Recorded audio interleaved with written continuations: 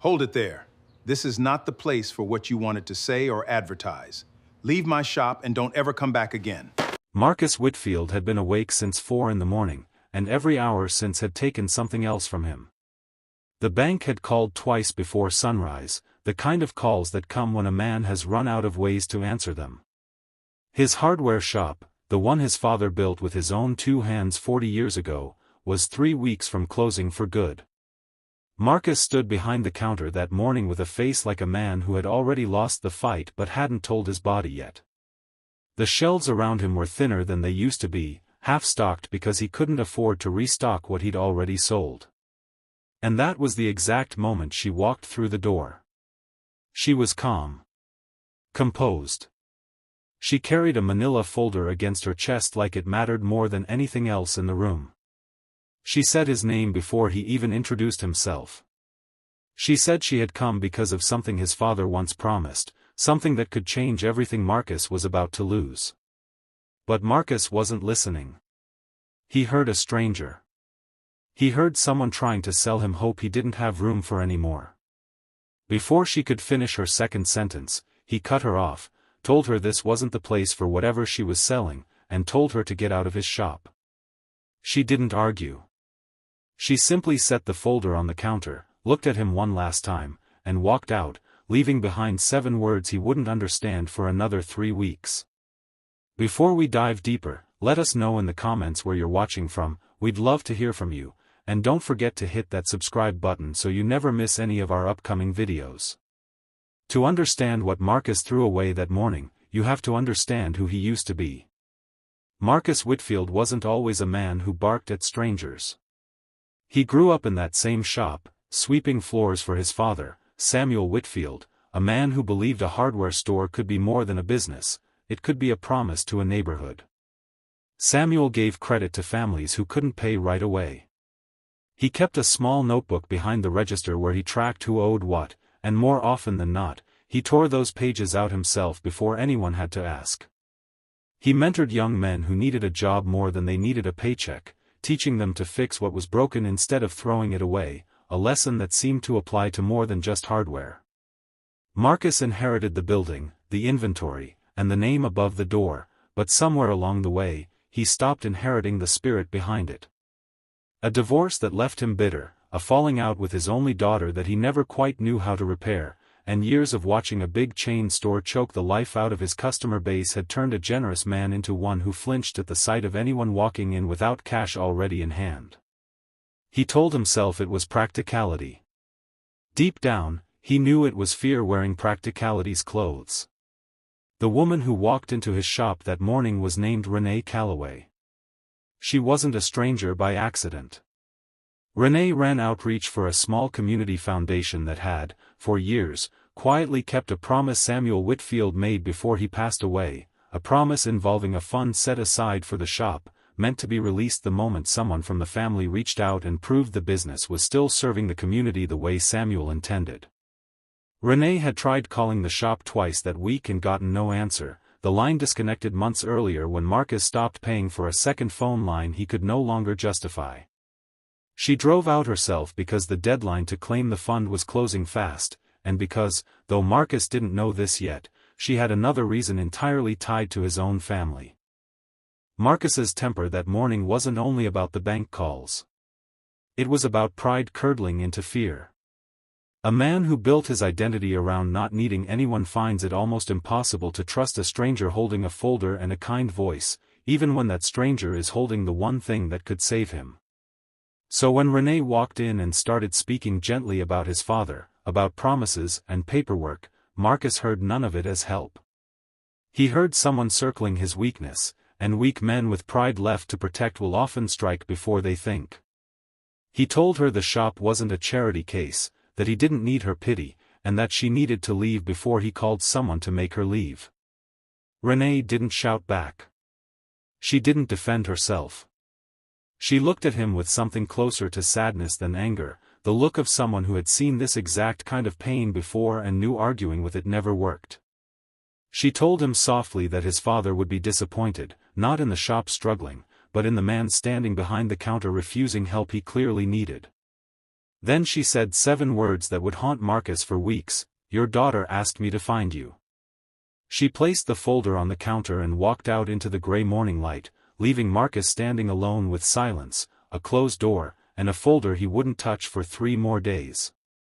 The days after Renee left were quiet in a way that felt heavier than noise.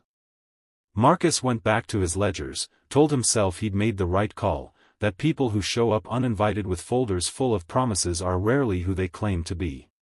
He kept the folder shoved under the register, unopened, telling himself he'd get to it eventually, the same way he told himself he'd call his daughter eventually.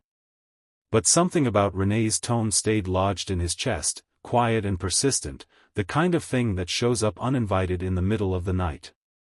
An old customer stopped by that week, a woman named Delphine who had known Samuel Whitfield personally, who used to bring her grandchildren by the shop just to hear Samuel tell stories about the old neighborhood. When Marcus mentioned offhand that some woman had come in talking about his father, Delphine's face changed instantly. She asked if the woman had short locks and carried a folder, and when Marcus nodded, Delphine told him plainly that he had just turned away someone who had spent 2 years trying to track down every small business Samuel had once promised to help. She told him Renee wasn't some stranger chasing an easy payday. She was the reason 3 other shops in the county were still standing. That night, after Delphine left, Marcus finally opened the folder. Inside were photographs of his father shaking hands with young business owners decades ago, men Marcus vaguely remembered from childhood, faces he hadn't thought about in years.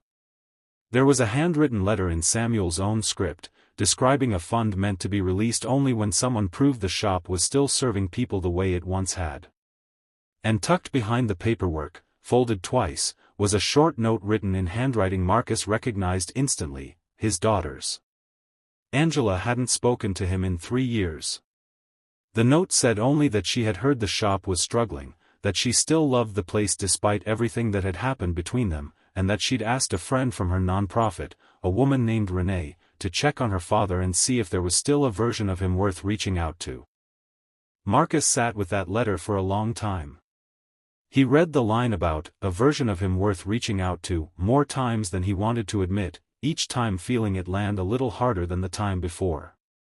The deadline on the fund was 10 days away. Marcus tried calling the number listed for the foundation and got a voicemail box that was already full. He drove to the address printed at the bottom of the letter and found the office closed for a community outreach week, staff scattered across the county, the building locked. Every attempt to undo what he'd done that morning ran into a wall, and for the first time in years, Marcus felt something closer to panic than pride. He wasn't only losing a fund now. He was losing what might be his last real chance to prove to his daughter that the man she remembered was still somewhere inside him. On the 7th day, Marcus finally reached someone at the foundation who told him Renee was out in the field visiting other shop owners across 3 counties and wouldn't be back in the office until well after the deadline had already passed. Desperate, and against every instinct that told him to protect his pride, Marcus asked for the addresses of the other businesses on her outreach list. He spent 2 days driving from shop to shop, introducing himself, apologizing in advance for showing up unannounced, asking if anyone had seen a woman named Renee Calloway. He stood in bakeries and barbershops and auto parts stores, hat in hand, admitting to strangers what he hadn't been able to admit to himself a week earlier. Store owners who barely knew him were kinder to him in those 2 days than he had been to a stranger who tried to help him for free, and every kindness they showed him only made the weight of his own behavior heavier. He found her on the 9th day, at a small bakery 2 towns over, midway through another outreach visit. She looked up when he walked in and didn't look surprised, as if some part of her expected he might eventually show up.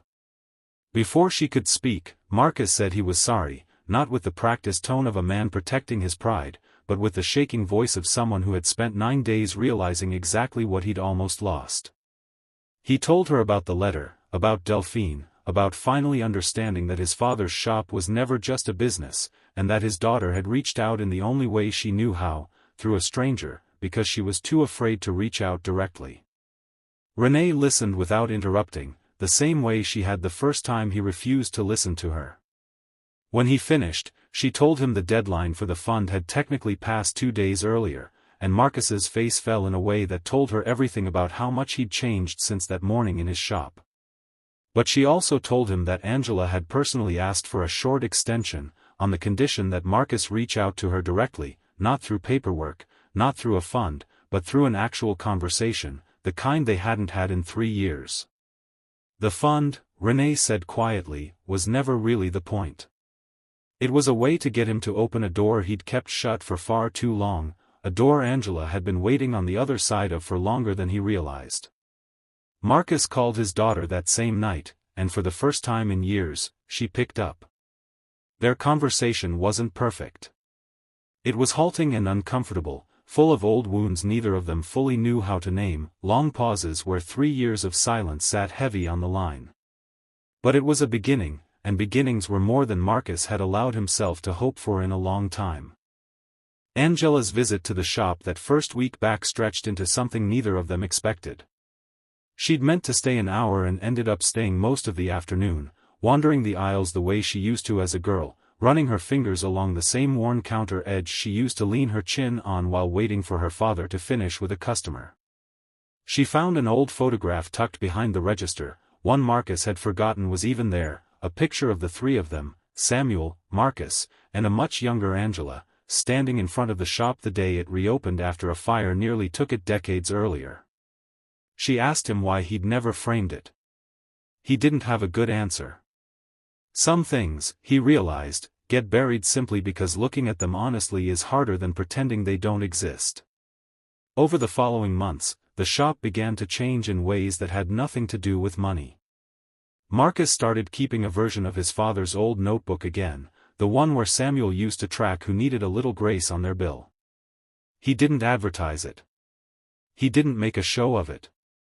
He simply started being the kind of shop owner his father had raised him to become, one customer at a time, the same way trust gets rebuilt, quietly, and without asking for credit. Word got around the way it always does in small communities, not through anything Marcus said, but through what people noticed had changed in how he treated them. Renee came by every few months after that, sometimes with foundation business, sometimes just to see how the shop was holding up. She never brought up that first morning directly, and neither did Marcus, though it sat between them in a way that didn't need to be spoken. It had become something closer to a private understanding, the kind 2 people share when one has watched the other come back from somewhere most people never make the effort to return from. When Angela eventually asked her father what changed his mind that day at the bakery, Marcus told her the truth. It wasn't the letter, and it wasn't the fund. It was finally understanding that the help he needed most had already walked through his door once, and he'd been too afraid to let it in.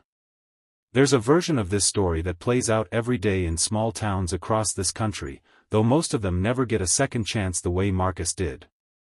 A proud man, weighed down by more than he can admit, mistakes an outstretched hand for a threat, and by the time he realizes his mistake, the hand has already been pulled back.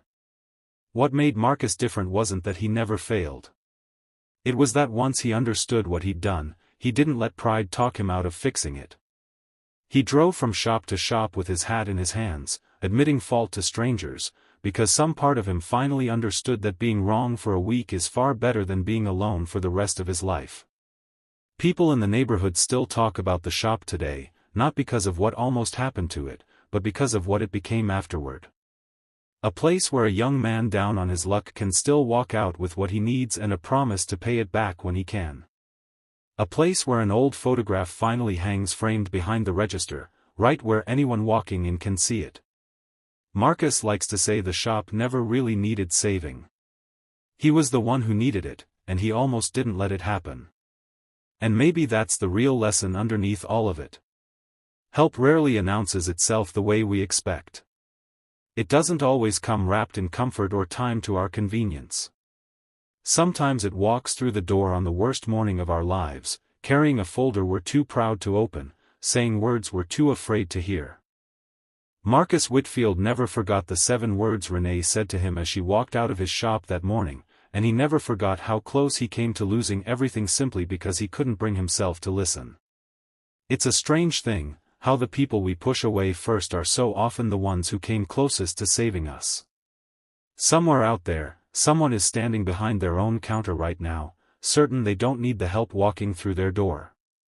The only question worth asking is whether they'll realize it in time, or whether, like Marcus almost did, they'll spend years wishing they had simply stopped and listened. If this story moved you, let us know in the comments what part stuck with you the most, and don't forget to subscribe so you never miss the next story like this one.